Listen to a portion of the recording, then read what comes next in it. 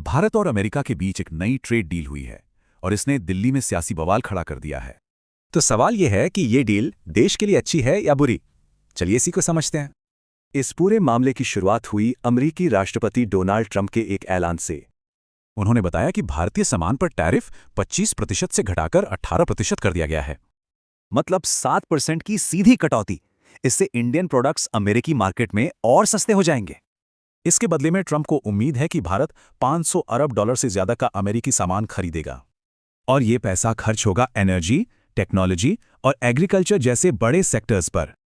लेकिन भारत में इस डील पर विपक्ष ने, खासकर राहुल गांधी ने, तुरंत तीखा हमला बोला। उनका सीधा आरोप था कि पीएम मोदी ने बाहरी दबाव में आकर देश के हितों का सौदा कर लिया है। राहुल गांधी ने आरोप लगाया कि अडानी केस और एप्स्टीन फाइल्स को लेकर पीएम पर दबाव बनाया गया। कांग्रेस ने यह भी पूछा कि देश की इतनी बड़ी पॉलिसी का ऐलान कोई विदेशी नेता पहले कैसे कर सकता है। दूसरी तरफ सरकार और पीएम मोदी ने इस डील को बिल्कुल अलग तरह से पेश किया। पीएम मोदी ने ट्रंप को थैंक यू कहा और इसे मेड इन इंडिया प्रोडक्ट्स के लिए एक बड़ी जीत बताया। तो एक तरफ विपक्ष इसे सौदा बता रहा है और दूसरी तरफ सरकार इसे सकारात्मक कदम कह रही है। और ये पूरी बहस अब सड़क से संसद तक पहुंच चुकी है। संसद की कार्यवाही बार बार रुक रही है और विपक्ष इस डील पर पूरी पारदर्शिता की मांग कर रहा है। तो इस सियासी घमासान के बीच अब सवाल यह है कि इस डील का आगे क्या होगा।